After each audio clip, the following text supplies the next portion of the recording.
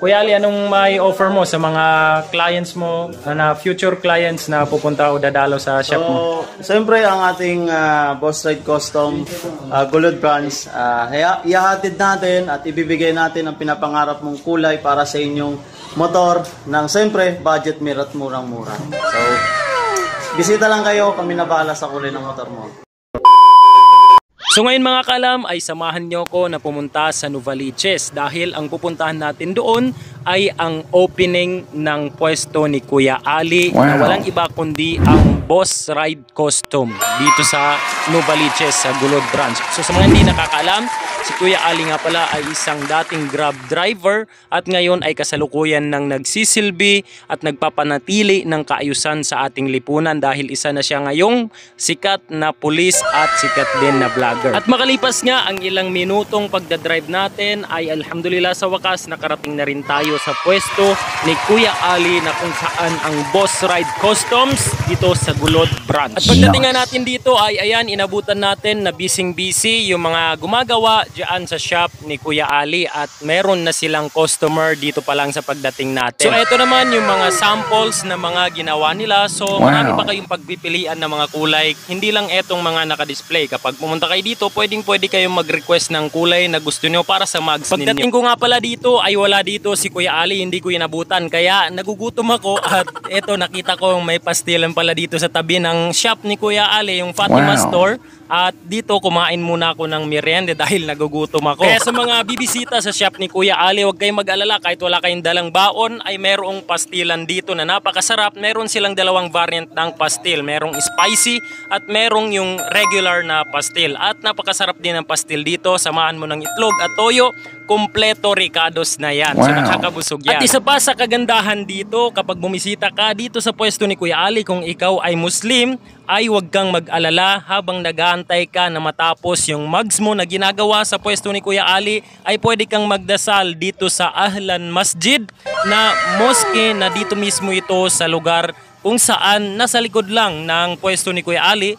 Maglalakad ka lang ng kaunti, mga siguro 2 minutes or 1 minute, mararating mo na ang masjid na ito. At sakto, hindi pa tayo nakapagsala ng Salatul Asr at dito na tayo nagsagawa ng Salatul Asr para naman matapos na yung obligasyon natin sa ating Panginoong lumikha. So ayan yung loob ng mosque nila, napakaganda, puti, naghalong maroon at naghalong puti ata ito kung di ako nagkakamali. So ayan, isa sa mga gawain naming mga kamusliman, kahit saan kami mapadpad, ay kinakailangan na maisagawa namin ang pagdarasal sa loob ng isang araw ng 5 beses dahil ito ay obligasyon namin sa aming tagapaglikha na kung saan isa sa pinakaimportanteng gawain na dapat hindi kaligtaan na ang aming mga Muslim na kapatiran ay itong pagdarasal ng 5 beses kahit saan kami mapadpad na lugar. So pagkatapos natin magdasal dito, paglabas natin ng mosque ay ayan, inabutan na natin dito si Kuya Ali. Kakarating lang niya, galing siya sa pamilihan at bumili siya nung parang water gun. Ay, ano ba yun? Yung pressure water? Nakalimutan ko anong tawag dyan. Basta yun na yun. So pagdating nga ni Kuya Ali dito ay dito tinanggal na yung mga gulong natin para malinisan at matanggal yung dating pintura. Samantala habang busy sa pagbabaklas yung ibang kasamahan ni Kuya Ali ay mayroong biglang napadaan na follower ni Kuya Ali. So ayan, nakipag-selfie ang kuya na yan.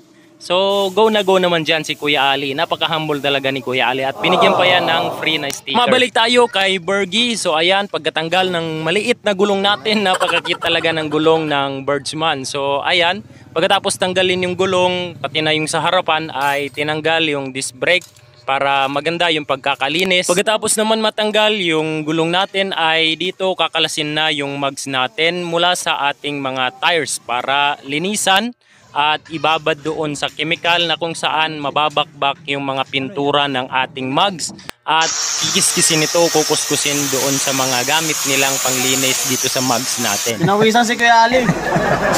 So pagkatapos pala malinisan ng mugs natin ay ilalagay yung mugs natin dito sa oven na ito, papainitan para pag pininturahan ay mas kumapit yung pintura na ilalagay sa ating mga mugs. At kapag dumating na yung time na limit ng pagpapainit dito sa mga mugs natin ay hahanguin na, tapos pipinturahan na kung anong gusto ng pintura sa mga mga mugs ninyo. At pagkatapos magpintura dito ay ilalabas muli at ipapasok ulit sa oven para mas lalong dumikit yung pintura na ipinintura o ibinuga dito sa mga mugs natin. So pagkatapos mapinturahan yung mga mugs natin at pagkatapos na painitan dito sa loob ng oven ay dito ilalabas na at hahanguin para palamigin at para maikabit ulit sa ating mga motor. Yun ang pinakalas na proseso dito. Ilalagay pagkatapos ng pintura, ilalagay ulit sa oven. Pagkatapos ng oven ay papalamigin at para maikabit na yung mga gulong natin sa ating mga motor. So pagkatapos lumamig ng ating mga mugs ay dito ikakabit ng muli ang ating mga gulong sa ating mga mugs. At yung sealant naman ng ating mga gulong ay si Kuya Ali na ang bahala dito. Sabi niya, kasama na yon sa serbisyo kapag nagpagawa ka ng mug sa kanila. Kasama na yung sealant nito, yung magkabila ang gulong natin. So no problem ka na kapag ikakabit na yung gulong mo. So dito pa nga lang sa pagkakabit ng mugs natin at gulong natin ay talaga namang iba yung pakiramdam ko. Yung tuwa ko ibang iba talaga dahil sa parang naging bago yung entire na motor na sinasakyan ko ay parang yung galing sa kasa, yung bagong kuha pa lang sa kasa. Ganon yung magiging resulta nito kapag for the first time ko kasi magpalit ng kulay ng mugs. Kaya sobra akong natuwa sa naging kinalabasan nung itsura ng motor ko kasi mas pumogi siya, mas maging nagkaroon ng dating kumbaga. Kasi yung mugs niya ay inaamag na. So nung mapalitan siya ng puti ay bumagay naman talaga sa kanya dahil kulay gray yung motor ko at talagang tuwang-tuwa ako dito. Hindi pa totally nakakabit pero tuwang-tuwa na ako sa naging resulta ng pinagawa nating mugs dito kay Kuya Ali. At makalipas nga ang ilang oras ng pag-aantay at pagkalikot sa ating mugs ay eto na ang resulta ng ating mugs na pinagawa natin kay Kuya Ali.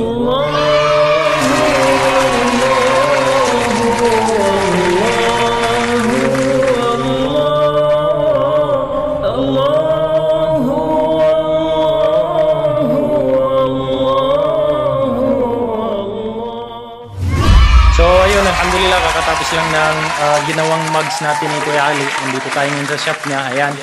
So, napapanood lang natin sa Facebook. So, ngayon, alhamdulillah, nagkita na rin in person. So, napakapogi. Kamukha ni, Richard Gutierrez. Yung Richard na napasma.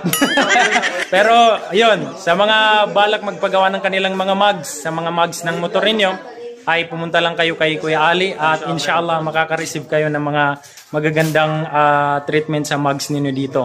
Sisiguraduhin yan ni Kuya Ali. So, Kuya Ali, anong may offer mo sa mga clients mo, na future clients na pupunta o dadalo sa shop mo? So, siyempre ang ating Boss Ride Custom Gulod branch, ihahatid natin at ibibigay natin ang pinapangarap mong kulay para sa inyong motor ng siyempre budget meal at murang-mura. So, bisita lang kayo, kami na bahala sa kulay ng motor mo. Okay. So, yung address natin, Kuya Ali, yung ipipaint sa... i-search nyo lang, Boss Ride Custom Gulod Branch. Yan, so, nakadirect na mismo yan dito sa shop. Visible yan sa Waze and Google Map. Mga gaano katagal yun, Kuya Ali, yung service na antay nila dito kapag pumunta sila dito? Actually, kung sa service natin, pinaka-maximum talaga, ay minimum is 2 to 3 hours. No? So, depende kung gaano karami at depende rin kung magkakaroon ng problem yung mugs o para magre-react siya. So, minsan nadadagdagan, inaabot ng 5 hours. Pero sabi ko nga, kung goods na goods at quality ang inyong mugs, maximum yan is 3 hours. Tapos kaagad yan. Wow! Yon. So, shout out sa mga followers ni Kuya Ali. Andito na tayo, alhamdulillah. So, hindi natin papalagpasin to. Hingi din tayo ng stickers kay Kuya Ali pa. Para may lagay. Okay. Ikakabit natin sa motor ni Check. Mashallah. Yung sticker, bibigyan tayo ni Kuya Ali. Para in-entrance. So, yung mga magpapagawa dito, Kuya Ali, free na. Free! Okay. So, sticker. Siyempre, bago natin lalagyan yan, pupunasan natin yan. Pupunasan natin yan. So, tatakpan natin to. Oh. Yan. Ipagitna mo na lang, Kuya Ali. Ako nang bahala dito sa ano.